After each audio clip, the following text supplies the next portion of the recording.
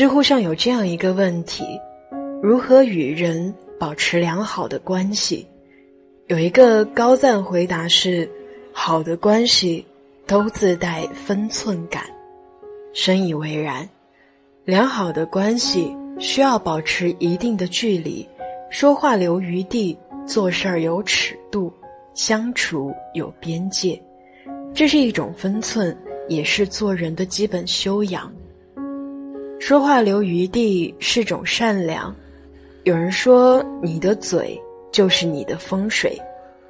曾经同宿舍的慧慧为了与男友约会，精心打扮一番后，满怀期待地问我们：怎么样，好看吗？在一旁的小丽却调侃说，女人应该取悦自己，而不是男人，他们都容易喜新厌旧，说不定哪一天就像你前男友一样把你给抛弃了。结果话还没说完，慧慧的脸色就变了。小丽的话就像一把刀，深深扎进慧慧的心上。良言一句三冬暖，恶语伤人六月寒。她的调侃确实过了度，揭了慧慧的伤疤，伤了她的心。朋友之间可以适当开一些无伤大雅的玩笑，但也要保护好对方的尊严和面子。真正的知己不会说话不知分寸，口无遮拦，而是我们在一起的时候，我愿意花更多的心思去顾及你的感受。言为心声，语为心境，说话留有余地，恰恰体现了一个人内心的善良。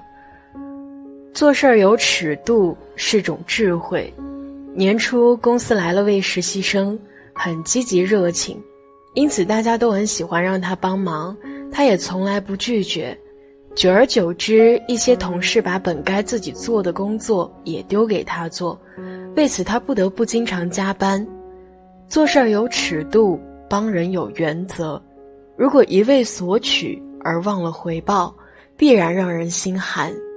如果一味取悦他人而忘了善待自己，必然受伤。懂得适时的拒绝，维护自己的利益，也是一种处事有度的高情商表现。正如星辰大海里的简爱，能替梁斌加班工作，但不会忍受他背后插刀，而是通过合适的时机争取自己该有的权利和利益。有一句很经典的话，水太清则无鱼，人太精则无友，事太绝则无情。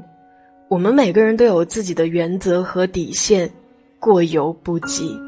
做人做事儿都能拿捏好一个度，更体现了一个人的智慧。交往有边界是种尊重。上半年，邻居明明和老公因为矛盾吵架，两人因为一时冲动说出了要离婚的气话。明明的闺蜜知道后，加上了她老公的微信，打算为明明两肋插刀。结果闺蜜和明明老公却展开了一场激烈的争吵，不仅骂对方为渣男，更是控诉男方无情无义，直接加速了闺蜜的离婚。其实每个人的生活里都会有不愿被他人涉足的隐私和圈子，即使关系再好，也不能在不了解事实真相的情况下越过边界，直接插手别人的私事儿。做一个忠实的倾听者，保持该有的边界，把空间留给对方，才是对别人最大的尊重。为人处事要有分寸，这是一个人高情商的表现，也是一个人最基本的修养。愿往后余生，我们都能做一个开口有温度，做事儿有尺度，相处有边界的人。有边界。